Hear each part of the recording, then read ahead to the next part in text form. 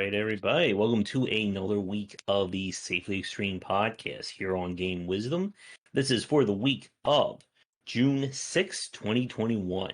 I'm, of course, Josh Bycer, and joining me, my co-host from Nexus Games, Sharky. How are you doing this very hot and summer-filled day? Uh, Everything that could go wrong has gone wrong. So it's just another week for game dev then, right? Yeah, pretty much. It's been chaotic. It always seems to be. And for our topic this week, we're going to hopefully try and de-chaotic some of the aspects of game development, as we're going to be discussing what it means to research a game genre for the first time. Whether you are an established vet or a newcomer, student, enthusiast, understanding kind of the basic elements of game design, I feel is becoming more and more important for developers who want to succeed and more importantly try and, survive on their video games and game development. hmm And we've definitely seen people not research their genres, and that's resulted in very poor games. I Mm, mean, they may be aesthetically pleasing, they may be a lot of things, but what they're not is the main gameplay loop, and everything just feels hollow. It just, it doesn't ring true, and it feels like a lot of first timer mistakes often with the genre kind of thing because they did not do enough research into it. Because what you see on the surface level is not enough to, do it. You could see the surface level easily by just playing a game or two. And but to really get down to the nitty gritty to really do your research, you really need to play a lot of games, watch a lot of other games, and do other kinds of research, whatever research you can, and really dive in deep to it. yeah, and I have a post that's going to be going up this week, coming up by the time for those of you watching this live. It should be up by the time this goes up in recorded form about why studying the science side of game design or just the field of game design is very important. Because, like you said, we've seen games come from people who are either, 100% programmer focus or 100% art focus. And what ends up happening is that these games often turn out terrible for different reasons. And part of that is just not understanding what is the moment to moment gameplay of the genre looks like. Right. So when I make a game, I'm 100% design focused, 100% writing focused, 100% art Mhm. focused, 100% programming focused. I'm all the percent of everything. So you're like 800%? Yeah, 900%, maybe even 10,000%. Mm-hmm. And for a lot of people, like going back to what Shark just said about playing genres, playing lots of examples of a genre, this is one of the things that every time this conversation comes up on Twitter, I can feel that little migraine in my head starting to form. And that's the argument over, do you need to play games in order to design games? And you'll have people who will say, no, you don't need to play the genre in order to make it. Just do whatever you want. And, that is more than enough. 1,000 pay to win, exactly. And it just, every time I hear this, that and the just make video games as the ticket to success, it just gives me that aneurysm in my head when I start to hear that over and over again. Yeah, and that's the just make video games is an old wine that has no relevancy in today's world Mm-hmm. other than history class. I mean, like it has as much relevancy. Wow, your camera's gone nuts. Man, that was weird. There we go. Hmm. I guess just like rubbing my head caused the whole field to get distorted. It's still really grainy right now, but Hmm. it's better than it was before. Yeah, that was weird. But Hmm. that's an old thing that only matters for like game development history. Let's talk about, the 90s. Let's talk about the 80s. Let's talk about the 2000s. Let's talk Hmm. about how game dev has evolved. That's the only part where that's relevant. Hmm. To do anything about making a game today, it's not relevant. Yeah.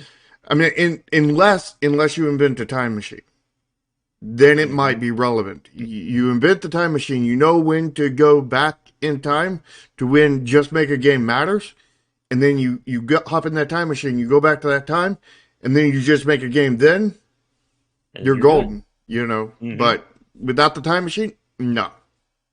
Or you just go, you invent the time machine, you make the video game, then you go back to just before you announce the game and you release it then, so that way you don't have to spend all the money and time making the game, thereby, having 100% profit.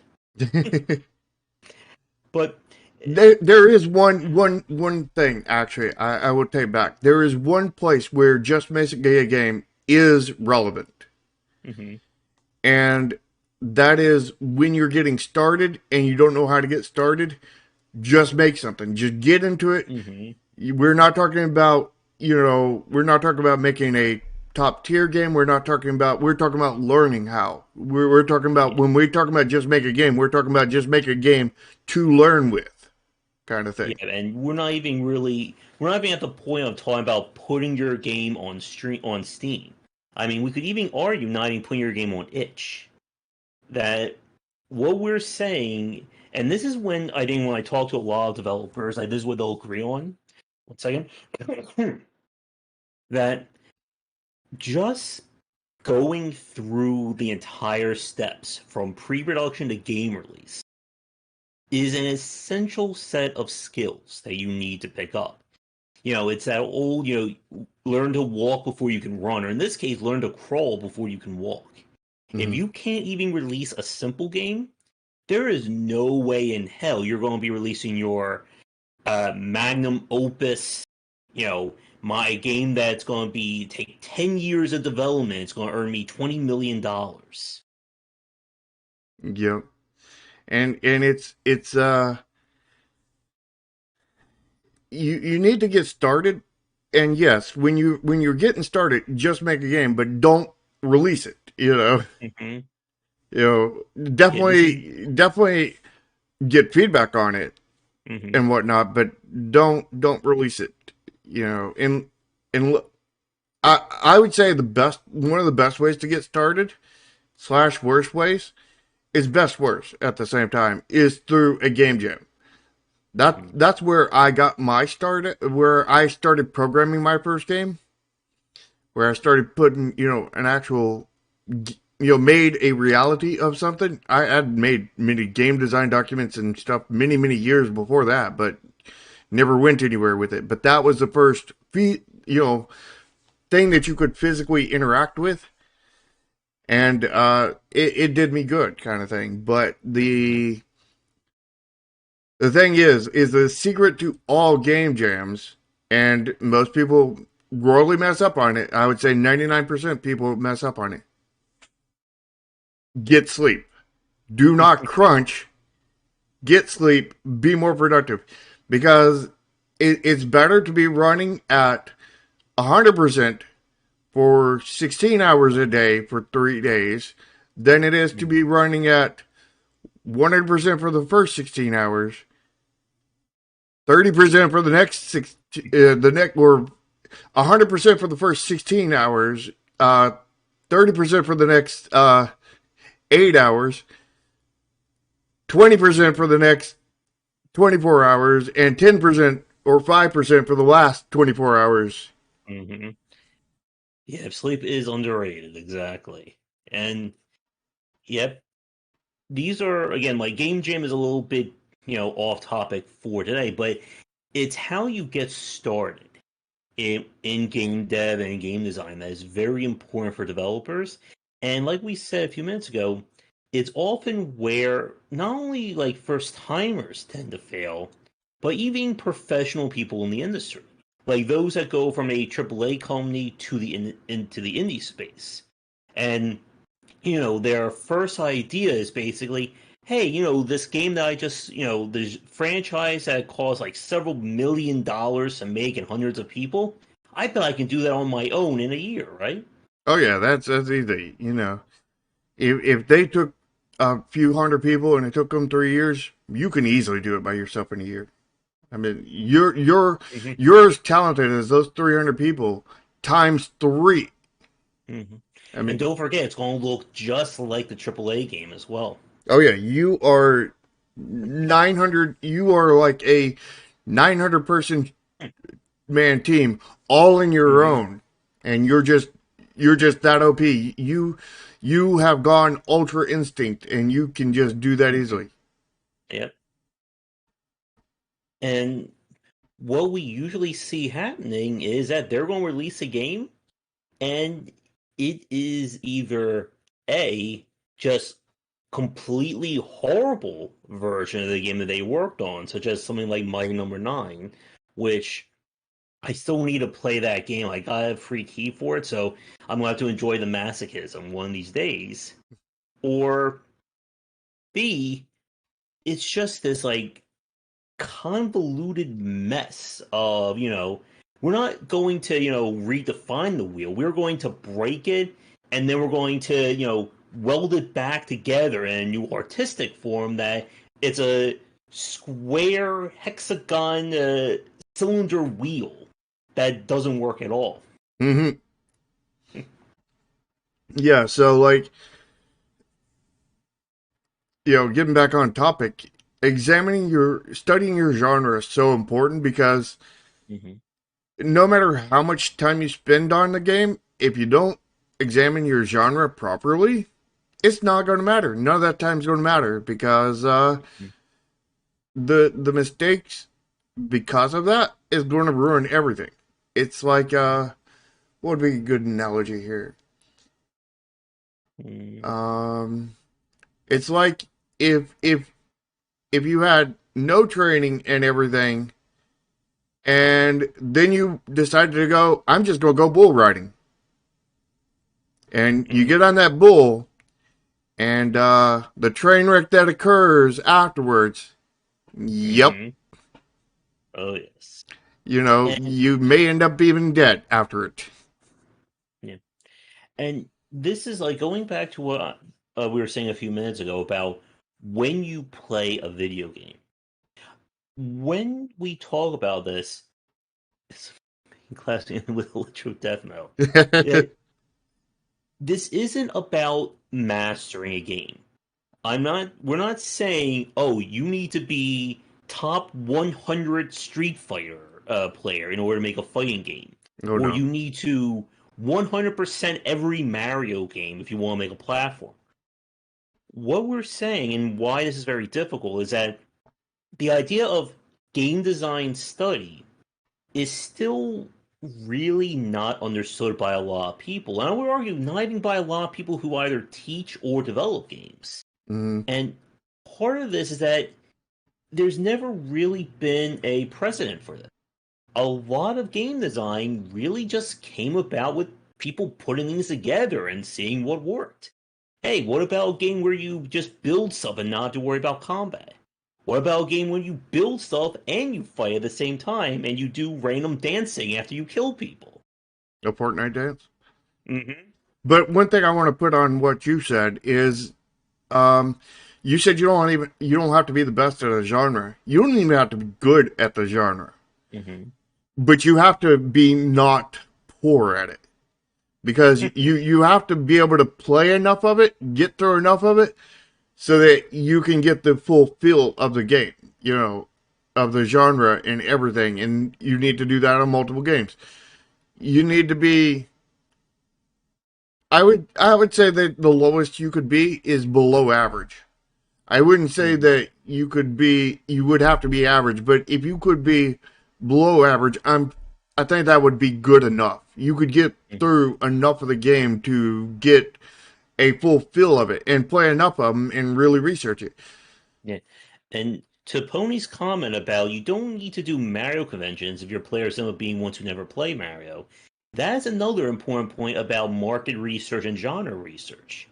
is that you need to be able to understand, and these are the 3 points I'm going to be talking about in a post. You understand what works in a genre, what doesn't work in a genre, why do people play this genre? Those are the three key aspects. If you can't answer those questions, then you need to keep playing that genre, keep playing examples of it. And to build off what Shark just said, again, like, you don't need to be a grandmaster. And there are plenty of people who have designed games in genres that either they aren't huge fans in, or maybe they're not the best at it. But if you understand game design, if you can analyze and break down the game, you can do a lot with less. And again, I'm going to toot my own horn here, but this is why I say that when I play a game, like 20 to 30 minutes of me playing a game probably has more analytical value than a general consumer spending like 5 to 10 hours on that same game. Mm-hmm. Because I'm somebody who understands this. Like, I eat, sleep, drink, breathe design. Yeah. So I can put this stuff together very easily.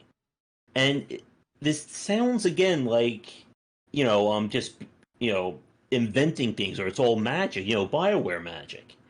But when we say or when we find stuff that doesn't work in a game genre or in a game, this is not stuff that takes hours on end of research. Many times, and I'm sure you can agree with this as well, Shar, that when we spot a problem with a game, it's probably within the first 5 to 10 minutes of playing that game if you know what you're looking for. Oh yeah, yeah. Like within the first 5 minutes, if there's a lot of red flags in the game, you will probably see them in the first 5 minutes. You will probably Mm-hmm. see a lot of them in the first 5 minutes. And Oh, I think Rogue Game slash Jerome has a good point there about you have to understand the ingredients or game mechanics to give people what they expect. And yeah, you need to go in with to the genre and find out the mechanics slash ingredients of each game and why they work well together. Because like each game is going to use in the same genre is going to use different ingredients, but some of the ingredients will be the same. And but there's probably not too many ingredients that go all the way across it. Maybe salt. mm-hmm. But you know, you pretty much put salt on everything, but you don't put chicken on everything. You don't put meat on everything. You don't put mustard on everything. All that kind of stuff varies, kind of thing. But you put salt generally on most things. But you go through and you examine why they work together Mm-hmm. and and whatnot. And it's very much like cooking. You got to find stuff that meshes well together with each other, and you got to learn the aspects of each one and Mm-hmm. and find out why they work the way they work well together before you can deconstruct all of it and formulate a new recipe of the whole thing together Mm-hmm. and your own new recipe, your new game of that genre kind of thing. And then you could throw in other stuff from other games, other mechanics that fit well with what your dish is. Because like let's say that you're making a pizza kind of thing, and you got pepperoni and onions and whatnot, and you're like, this is really good. This is what normal pizzas have, but there's a complexity that you could add to this if you added something sweet to it to offset the savory of the cheese and the all this other stuff, and you add pineapple to it. And I know a lot of people aren't going to be for that, but that adds flavor complexity to it. Therefore, you have a wider spectrum of all the different aspects, and you now have something very, very different and very, very good, most likely, if everything meshes well together. Mm-hmm. And going back to what I said a minute ago about why you don't need to be a grand master of a genre, this is also part of the reason why being that super high level player may not exactly help you when it comes to game design. Because a lot of people who internalize issues or pain points in UI UX, they don't understand the issues of a genre. Because every genre has pain points built into it. Whether it's, a hard to follow UI in, a simulation style game, technical challenges of a platformer, difficulty of a roguelike, all these aspects. And if you are, super high level, I 100% this game, it's easy for me, the get good crowd, you may not realize that these are issues. So then you release your super hardcore, masochistic, top 0.075% of the player base can even play a game, and lo and behold, people aren't buying this game. You may Mm-hmm. get like 30 sales, and that's all your hardcore friends who are saying, oh, yeah, just make it harder. Don't care what anyone else says. Yeah, and that's falling deep down the rabbit hole that you should not be going down. Hmm. You should be definitely be getting feedback from everybody who is not, and you should be getting it from newbie players. Should getting it from veterans. You should be getting it from from average people. You should be getting it from people who don't like the genre. You should be getting people who don't like anything remotely close to the genre. But you should be getting feedback from a wide spectrum of people. And your goal is to make everybody like it. Like Hmm. it's pretty easy to get a hardcore player to like it. Just make it difficult. It's even without being difficult, it's easy to get a hardcore player to do it because it just has to have optional stuff that is challenging. Hmm. You know, And I want to go to what Pony just said about people have trouble understanding that their skill level isn't the default or average skill level. Because this is I think, a really good comparison point to why you need to study genres. Because another thing that we see from a lot of first time or inexperienced game developers is a complete lack of onboarding or understanding what does it mean to play this genre for the first time. How many strategy games have we played that have horrible tutorials? How many action games have we played that have literally no tutorials, or even not even, button prompts to let somebody know what the jump button is? And not many because we generally don't play those games. unless you're a masochist like me, then you always play them. Yeah.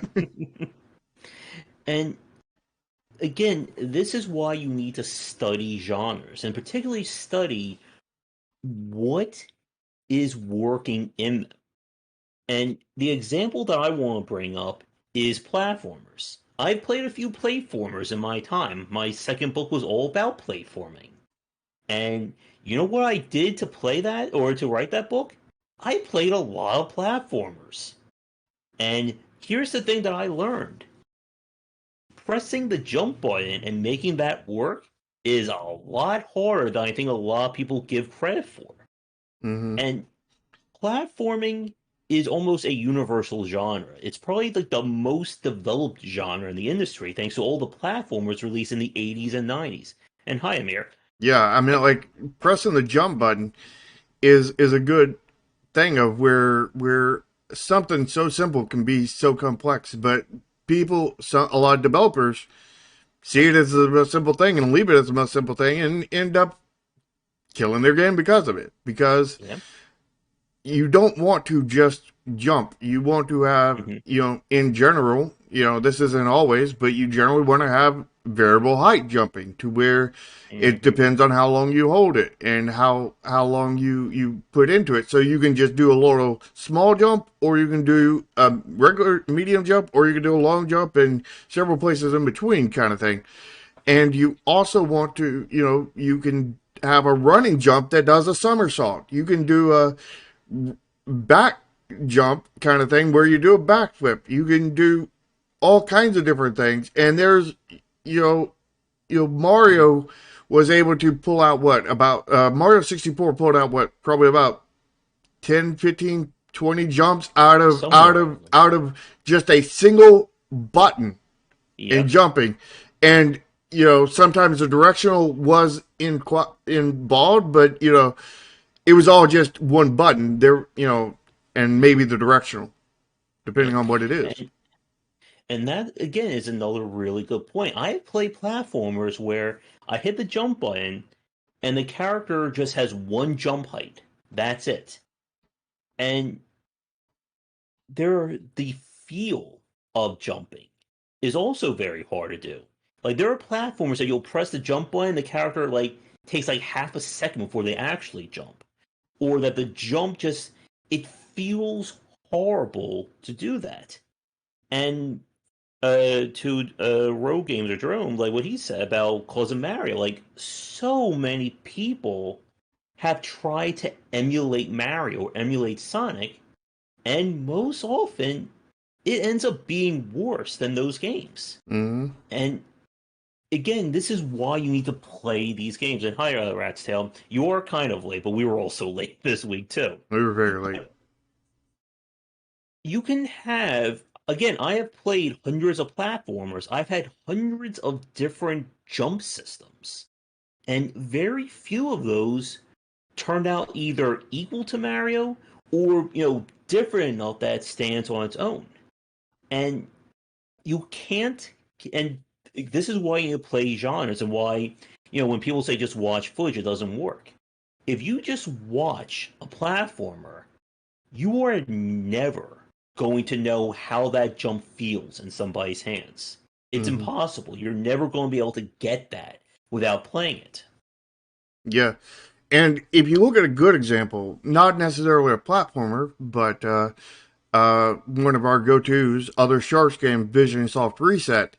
Mm-hmm. If you look at that game, the way he designed it was he designed it with all the jumping mechanics and everything from the very beginning, and just you had an empty room that he was running around in and just playing with the jump and just playing with the jump in a open room with some basic walls in it. No level design, no gameplay, just black and white, with a box kind of thing. It felt really, really good and fun, and that is key. And that applies to other genres as well. The mechanics alone should be able to stand on their own, even if it doesn't matter what genre it is. Even if it's a tactical RPG, you should be able to move your units, position them. The strategy should work. And, of course, you need a little bit more level design in that, but you get the point. Like, it should work in any genre. You should be able to feel the goodness of the game without anything but the basics there. Mm-hmm. And to get to that point, you need to understand what makes that genre work. To go back to what Baka Bryan said a minute ago about games should always silently teach the player. Like, that kind of organic tutorial design, that is incredibly high level game design. It's something that Nintendo makes it look very easy. We always go back to World 1-1 of Super Mario Brothers, but it is a lot harder in practice to build a game like that. And why a lot of indie developers tend to mess up. Because, like, going back to what Pony said, it's that difference between we're going to passively guide the player versus I'm not going to tell you a damn thing, just figure it out on your own. And I played a game lately, or we played this game during the summer festival. It was like a Dark Souls like a 2D action adventure game. And I got stuck in a section, not because I wasn't good enough, but because the game had a mechanic that it never referenced on a button that you would never press by itself, and the game expected you to know this without having any tutorial prompts to explain it. Yeah. And there's the equivalent of the single jump in RPGs. Mm-hmm. And a lot of that's called RPG Maker, where it's just, you have a simple attack and it'll target whatever enemy you select, and that's it. It is just a simple basics of the basics kind of thing. It's not like fully fleshed out. It's not like a full RPG system, kind of thing where you would have elemental damage. You would have, it's like rock, paper, scissors, but exploded into like, a whole span of things where it's elements now, and you have ice, fire, wind, water, ice, summon Captain Planet, all that kind of stuff. You have all of that, and there's so much detail to it and granularity.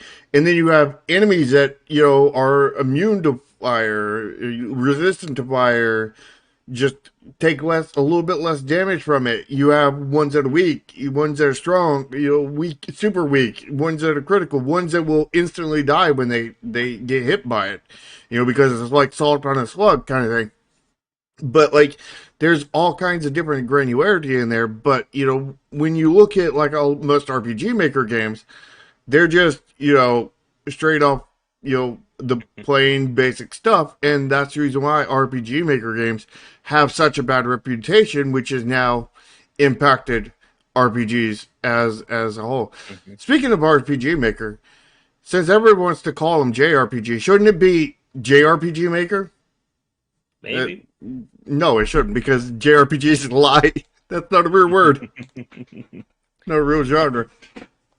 Yep, and to Ratsail's point or a comment about codifying invisible tutorials, they were kind of the first. Like again, like Super Mario Brothers was one of like the early console releases, and I can't think of any other games around that time that would have done something along those lines. And to Jerome's comment about sort of making tutorial, yeah, tutorial design is very difficult. It is one onboarding UI UX.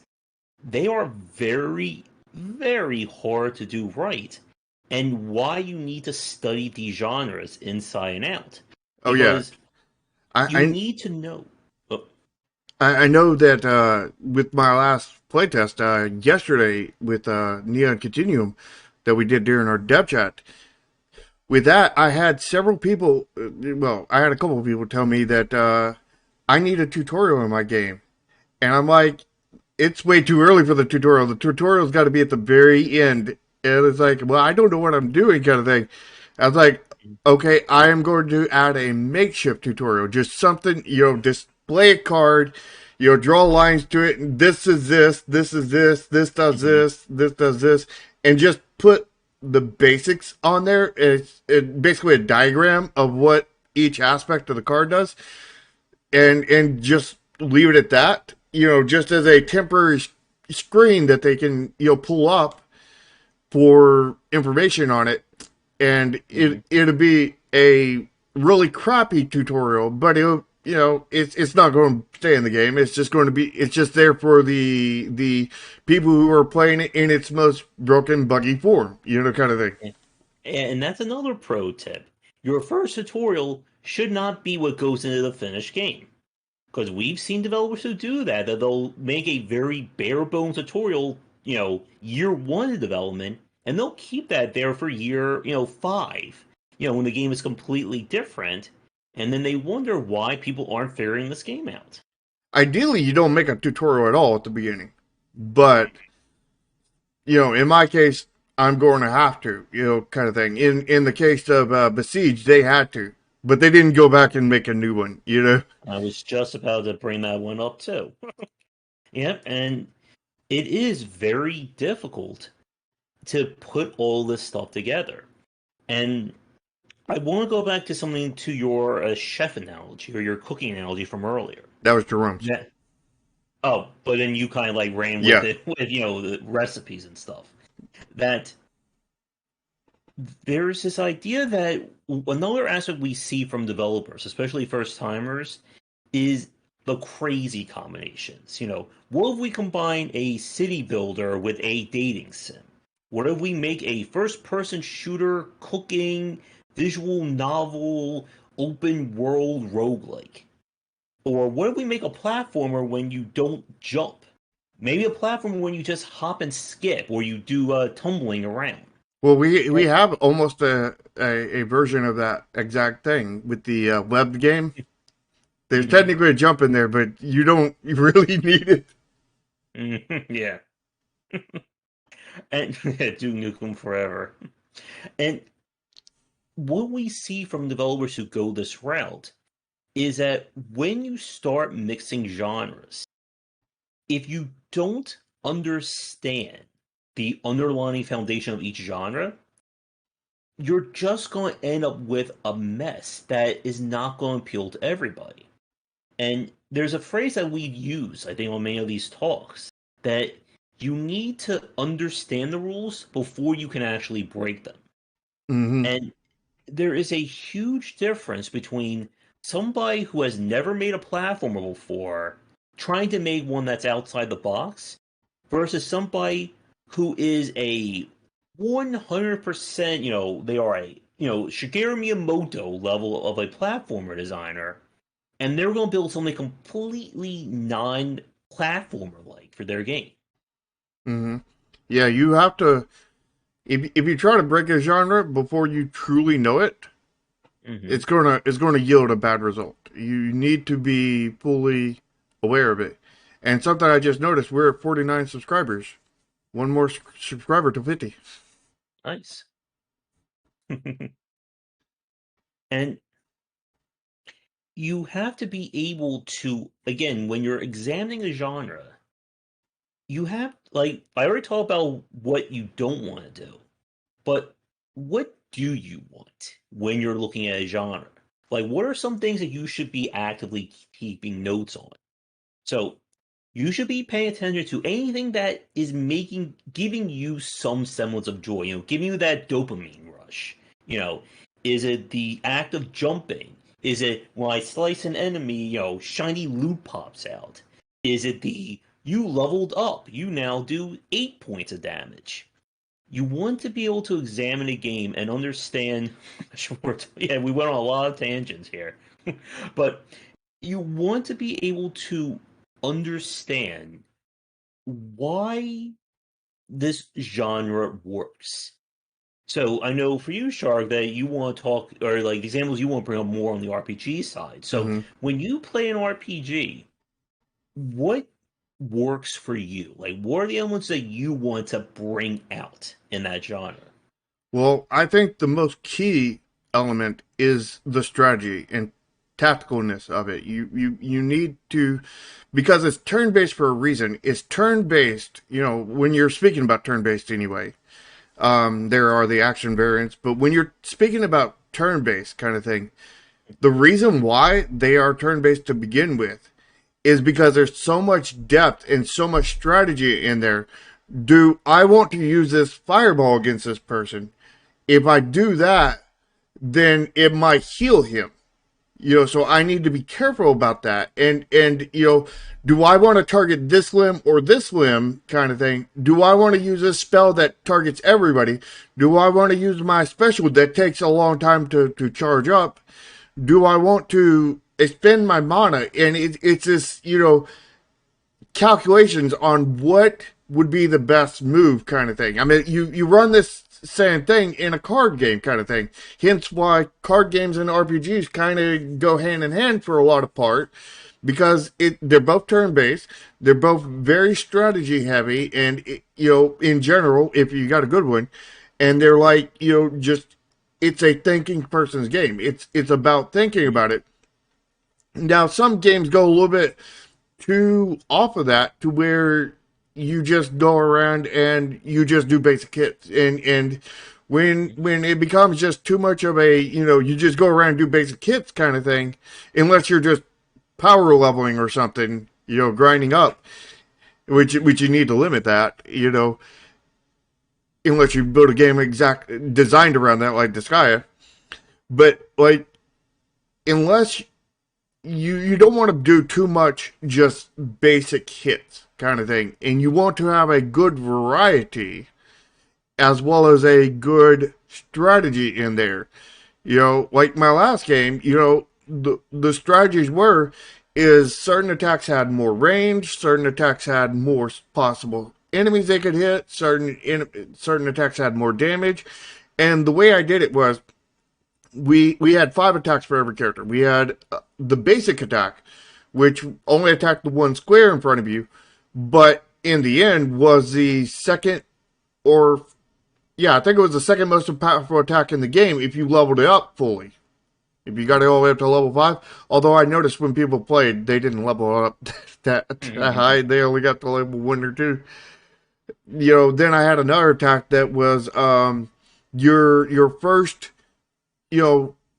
area attack, and it was just somewhere really close to you, about 6 to 9 blocks kind of thing, that were just right there at you, and it did more starting damage than the basic attack, but in the end it was one of the weaker attacks. And then you had the next attack that was, I focused on range. This was your ranged attack. This was your paper tornado. This was your I forget what the rock one was, where he shoots off with fireball, but it's your ranged attack that has more distance in it and everything, and a decent bit of area. But paper tornado was the exception to that one, because the others were really really powerful, but because they had a shorter range, but they had and a smaller area kind of thing, so they hit less blocks. But the paper tornado hit a lot of blocks and had a long range, but it was the weakest attack in the entire game by far. It was I think it was the second weakest attack. I think was did 2 or 3 times more damage than the paper tornado did.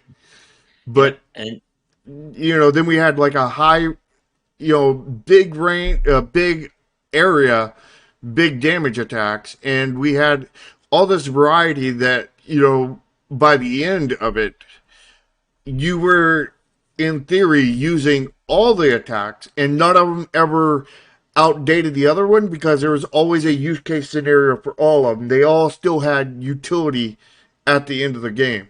Yep. And you have to be able to understand, again, what are the underlying systems that make these games work. And to bring up Jerome's comment about best thing about flaws in a genre, change to try and fix them. This has, or for the longest time, was Blizzard's MO when it comes to their games.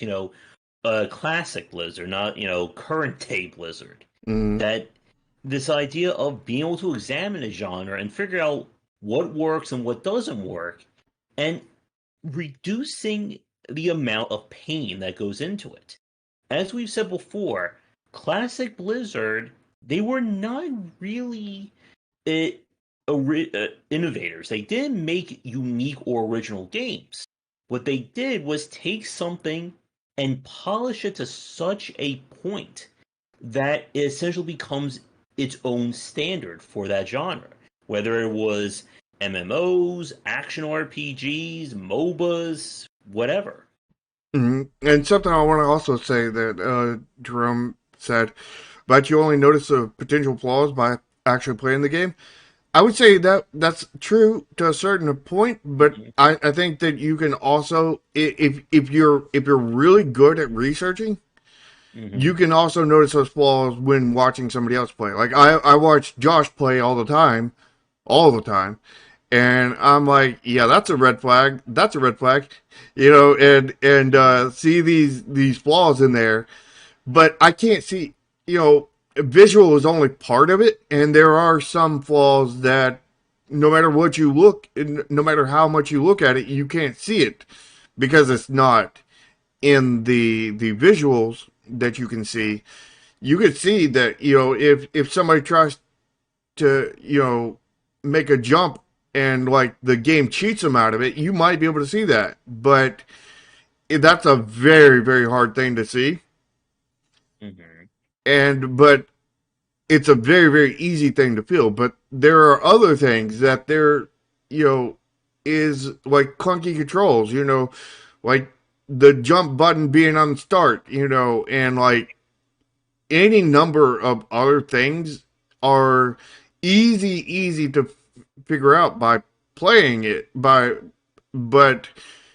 impossible, if not insanely hard to figure out if you're just watching. So watching is most beneficial when you are an expert at it, but when you're an expert at it, you realize that you also have to play a lot of them. So like you don't have to play every game. You don't have to research every game kind of thing. But you need to research a lot. And this goes on the other side of the genres that we haven't talked about. And that's the genres, not gameplay genres, but theming genres.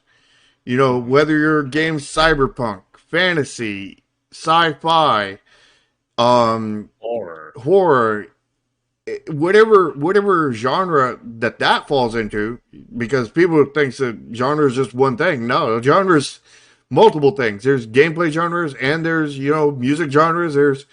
There's what would you call that? Media genres? What would horror and sci-fi? We kind of What using theming thematic, genre? I think. Thematic Yeah. genres. Yeah, yeah, yeah. Hmm. And you need to do your research in those. When I was making my current game, I was in early days. I was watching everything cyberpunk I could watch. Whether it's a movie, an anime, a TV series, whatever it was, I was consuming every bit of it that I could. And I was looking at anything cyberpunk.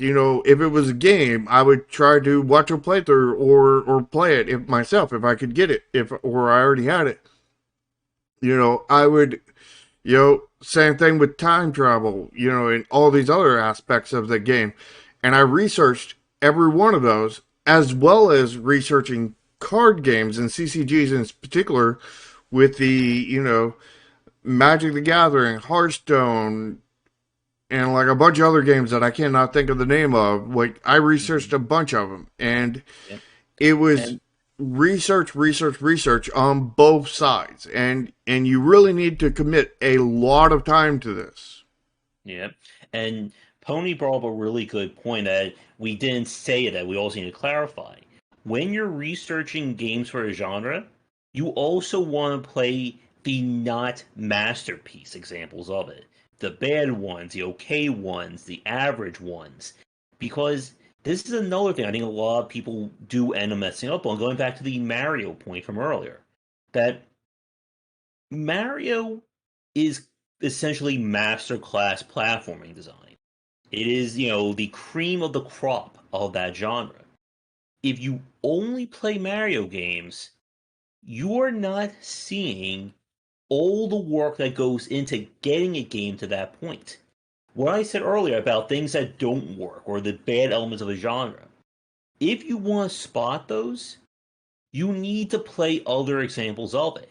Like if you're gonna make a platformer, you need to learn what LJN did, and don't do that with your platformers. Mm-hmm. No, all the horrible movie tie-in platformers of the 80s and 90s, all Mm-hmm. the lesser indie examples of platformers. And the reason, and Pony's beating me to it, is that if you don't understand what can trip somebody up or what are examples when it doesn't work, most likely you're going to make those mistakes. It's another thing we see from people who try to copy FTL and Darkest Dungeon. That they just said, oh, we're just going to make a spaceship game, or we're just going to make a RPG dark Lovecraft game. And they try to emulate those games to the point where it feels like those games, but far worse because they fell into all those traps that was it Subset and Red Hook did fall into. Mm-hmm. And to Baka Brian's question about at what point do we think research becomes unnecessary or redundant? That's a hard question because basically it depends. Ask a lawyer. But I would say when you research enough that there's nothing that new information wise that is coming to you, and you've researched a good bit, that's when it becomes, I think, unnecessary or redundant, but that is dependent on you actually absorbing the information properly to begin with. Because if you're not absorbing the information properly to begin with, then number one, you can research forever and not get anywhere. Number two is it'd be the same as not researching. So you need to make sure that you're absorbing the information properly, and then when you're absorbing it properly and everything, and you're getting this, you, you get to a point where you know that Mhm.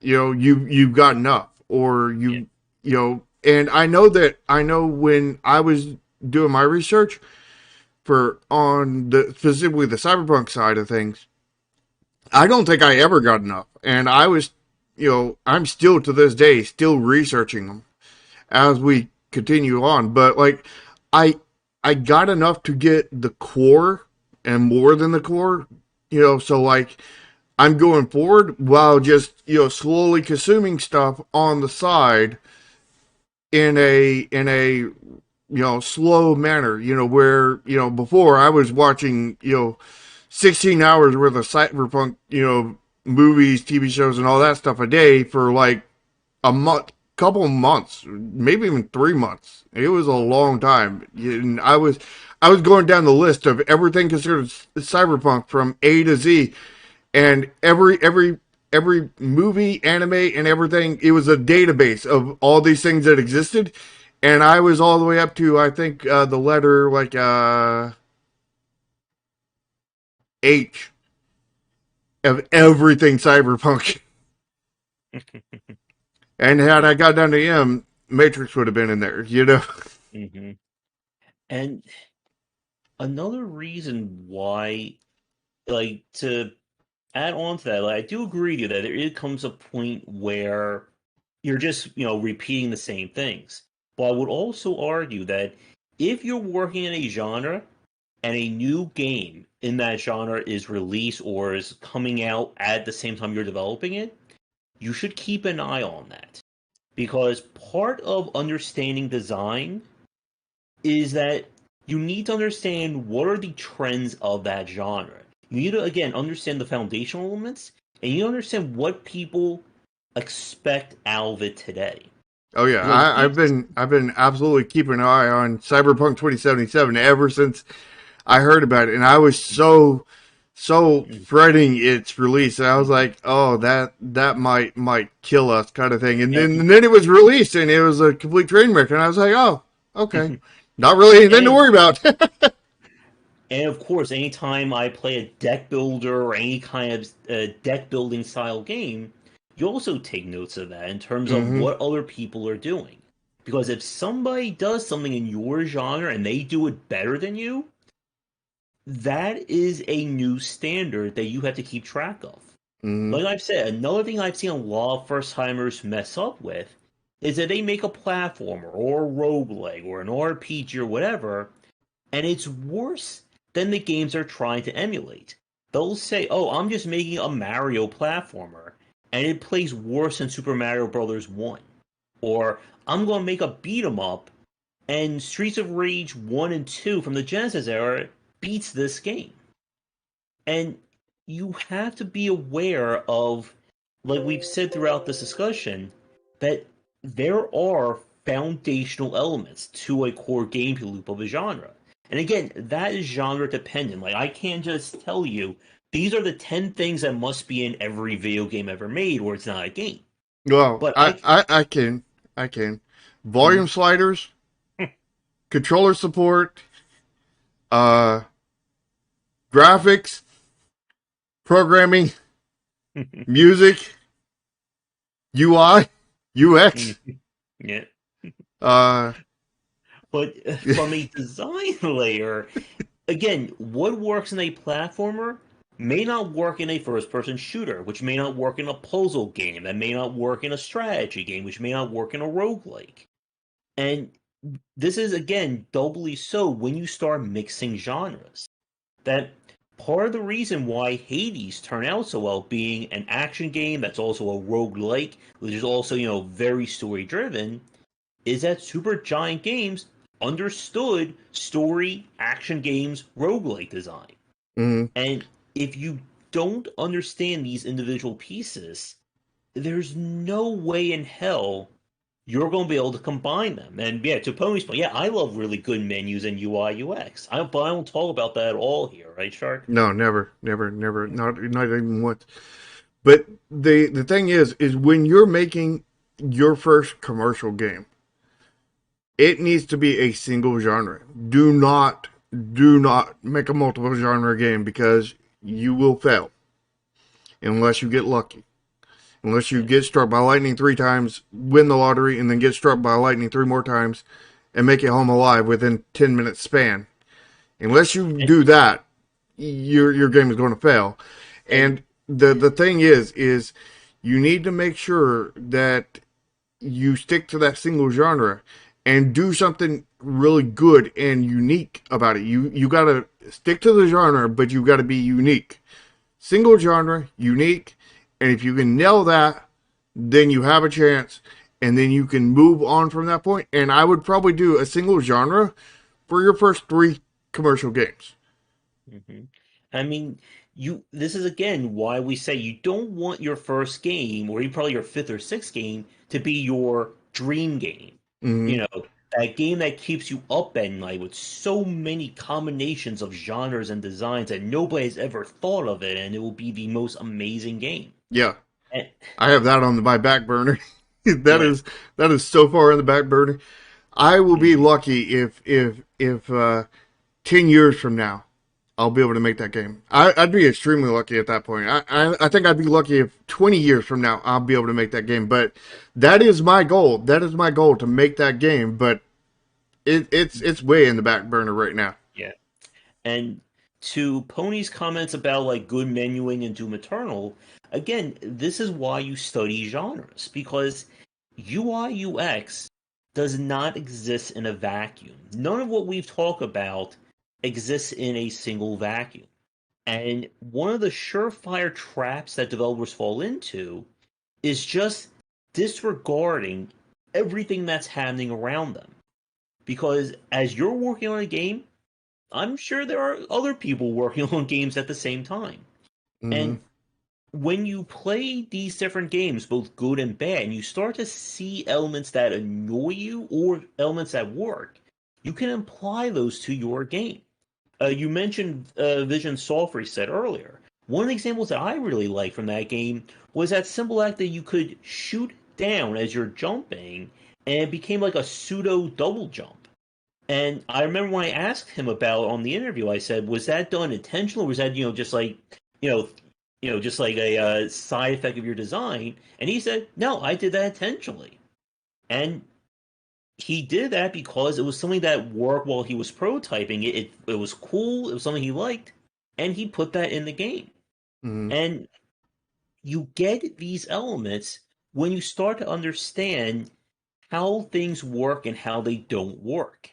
Uh, Another example Pony brought up was Shovel Knight earlier. And Yacht Club Games, they are all alumni from, I always forget the name of the studio. The one who did that Genie game. Someone's going to type it in chat by the time I look it up, too. Well, while you're doing that, I want to make one other point on what I was said earlier. That dream game of mine, it's under the label of Project Nexus, and I named my company after it because the goal of the company is to make that game eventually. Here it is, Way Forward. And again, like we've said, to get to that point to make something, as highly polished and as refined as Shovel Knight, they had to have played and probably designed quite a few platformers in their time. Mm-hmm. And I think, again, a lot of people misconstrue or they don't quite get the amount of work it takes to make a good video game. To make, a Plants vs. Zombies or an XCOM or a Disgaea or a Darkest Dungeon. these games will oftentimes go through multiple revisions and iterations to get that design right. And it takes somebody who understands at the fundamental level what is good gameplay, what is good game design. And if you don't have somebody on your team who does that, most often your game is going to fail. It could be a well-programmed, bug-free game, but it could be horrible to play, or it could be this artistically moving game that is just uh, cumbersome and janky, and nobody's going to want to deal with that to get to your emotionally driven story. Yeah, and to Rat's Tusk's point about what is your perfect game, the one that you'll never make, because perfect game is never done. Yeah. We did play it on stream. I'm waiting for it to go on sale to like kind of pick it up and go through Ghosts and Goblins proper when that happens. Yeah. And like Will Wright has certainly like he started out making those like top-down strategy games, and the story is that SimCity was inspired because he had more fun building the cities than blowing them up. And that's how SimCity started. Mm. Yeah, so we're running into time. Do we have anything else we need to address in this? Anything we missed? We talked about what works. We talked about what doesn't work. Let's see. Do we talk about why people play this genre? I think this will be my final point because this would segue into marketing, which again is beyond the scope, but it is still something important to consider. And ties into our other podcast. Yeah, that one besides looking at what works and what doesn't work in a genre, you also understand what are the bullet points or the marketing points of it. Because like going back to your example with Cyberpunk, that if you want to make a Cyberpunk game, but you've never watched, read, or consumed anything Cyberpunk, how do you know what fans of Cyberpunk want? It's the same with platformers, with Souls-likes, roguelites, visual novel, first-person shooters, anything along those lines. That if you aren't understanding why somebody plays this game, how are you going to appeal to them? Going back to what we're about horror as a thematic genre, if I'm going to make a horror game, when I'm researching, when I'm looking at it, I am expecting to see, very atmospheric scenes. If I'm building, a spoofy game where it's supposed to be, very cute and, stuff like that, like a spooky jump scare mansion, I need to understand what makes people appeal to that. Mm-hmm. Because if you don't figure these things out, you could end up with a platformer that, let's say, doesn't appeal. Let's say it's a platformer that all the jumping is off and all the level design is, let's say, it's neon red and neon yellow backgrounds that cause eye strain. But, I didn't do any research. I just made what I wanted out of a platformer. Yeah. And I want to bring up something on researching the genres itself. Mm-hmm. Is most genres out there are well established, but there are some that are not. Yeah. You can look at platformers and they're well established. You can look at a lot of genres, they're well established. You can look at horror's well established kind of thing. But I tell you, what I encountered when I researched Cyberpunk is not established at all. Mm-hmm. There is no continuous thread through all Cyberpunk media. There are some with no neons, like the Matrix kind of thing. There are some with no dystopia. There are some with no I'm brain party. There are many things that are common between a lot of them, but there is no one thing that runs continuous through it. Where like you can find that, and you can find a bunch of things that run, completely through every horror, a lot of things kind of thing. You can find straight lines that go through all of them kind of thing, or 99.9% of them. Yeah. but you can't find that in Cyberpunk. You know, the closest thing to a straight line through Cyberpunk I found was like maybe like 50%, 60%, something like that. It was definitely like segmented, and like each segmented was like, like where like most genres that are established are like basically a straight line with a few exceptions, outliers kind of thing. Where Cyberpunk was, more like a series of short lines that were connected to each other, forming like a hexagon or something. And it Hmm. was it was it was quite weird when I was doing my research into it. So like, be careful with that if it's not an established genre, because I was learning about it and I was like, wow, this genre is not established. Well, what happens if my game happens to be the thing that establishes it? Kind of thing. What Yeah. if it blows up to the point where it is the establishing point? Well, then Hmm. I need to make sure that I am as true to what I think the core of Cyberpunk is. So it took me way more research to I think try to get to that point, because I'm not just, researching a genre at that point. I'm potentially defining it. And that takes a lot of care, effort to try to do right. And I've done the best I can. I probably could have done better, but we'll see when it finishes. Yeah. And there, like we've said, there are foundational elements. There are things people expect out of the genre. And like we said earlier, if you want to go against the grain, if let's say you want to make a deck builder that is not about booster packs, or is not about mana, or some completely different, alien strange kind of concept, You mean Slay the Spire? yeah, then you better damn well do your research and figure out how to make all that work.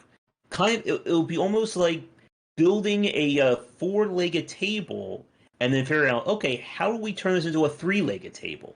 And but not starting at that three-legged table Mm-hmm. So you're just taking one of the legs off. and still making it work somehow. Or Mm-hmm. maybe three and a half leg table. Well, what you do is you take the third leg on the side, and you take one of the legs that are close to the post, and you put a bar across the bottom that runs on the floor, so that leg makes an L and it supports the other side. Hmm. Or you could take two legs out of it, and then what you do is you turn both of the legs that you have left into U, so it connects on both sides. And as Shark said earlier, the reason why this kind of leads into all of our other talks is that we do our Thursday show, the Indie Inquiry show, where we review the store page marketing for a game. And why these things kind of fit together is that you need to understand what attracts people to play a game of the genre, because you're going to then have to market that game to those specific genre fans. If you're trying to market a horror game to horror fans and your trailer looks like My I Little don't know, Pony like a commercial. 90s sitcom, or what was that? My Little Pony commercial. Yeah, it's probably not going to go well. Now, if you're trying to appeal to, My Little Pony fans, then, go for it. But again, Could you imagine a you My Little Pony horror game? I'm sure somebody has come up with that one itch by now, right? Probably. Mm-hmm. But if you can't figure out what makes these trends work, you're never going to be able to get your game in front of people. It's one of the reasons why a lot of people these days will describe their game as roguelike or roguelike adjacent or a roguelite or like a rogue. Because they can understand that that's popular, that people can put, two and two together. That if I say my game is a roguelike, I'm expecting this, this, and this. Just if I say my game is a racing game, or a first person shooter, or a visual novel, or whatever. And the only way you're going to be able to spot these things, again, is you got to do research. Hmm. Which, Baka Brian, you should definitely check out our Indie Inquiry shows on And Thursdays. we also do submission, and we're also accepting submissions for games as well. Yeah, so when you get your store page up, or if you already have a past one up, submit it to us and we'll go over it, kind of thing. And don't forget as well, Baka, if your Okay. thumbnail looks horrible, or if you don't have the right tags, or your title is off, as we say, you just put random numbers and punctuation points in your title, and Steam loves that, right? Oh yeah, Exactly, Pony. I love how you phrase that. On Baka.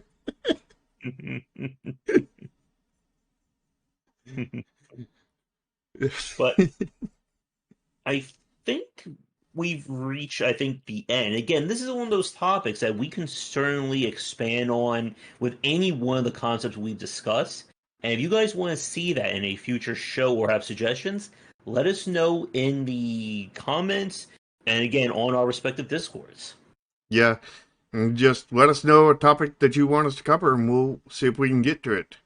hmm And like I said a minute ago, if you are working on an upcoming game or a game that is out that you'd like us to review for our Thursday show, just get in touch with either one of us and we will put it on the docket.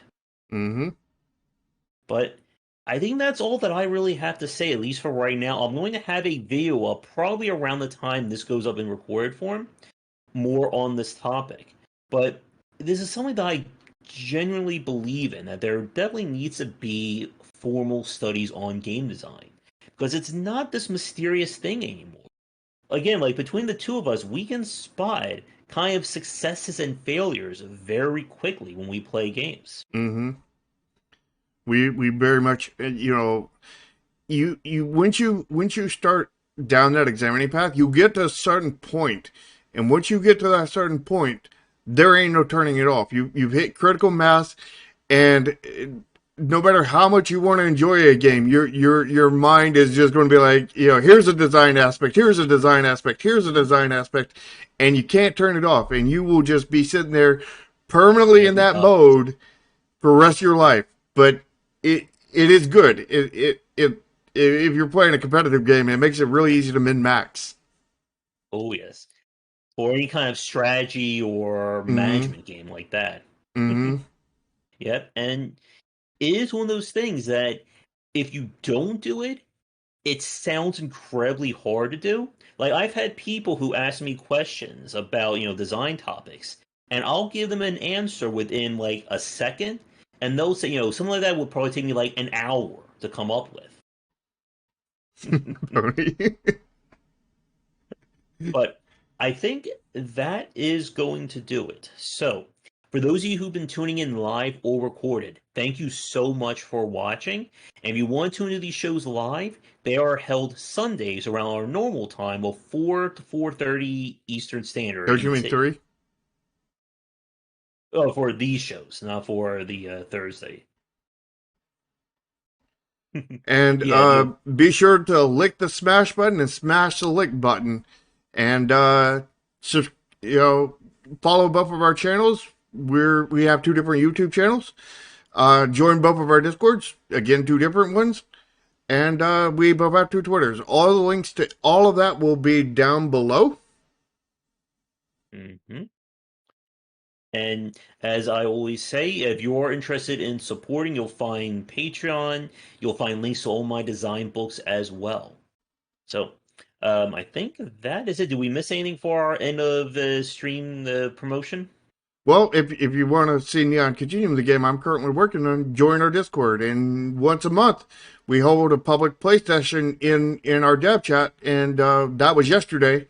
So there will be one on the first Saturday of next month, and you can come and play it and get your hands on it, and it should be fun.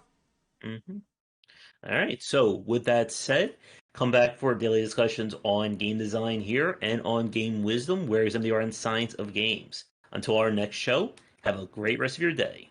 See ya.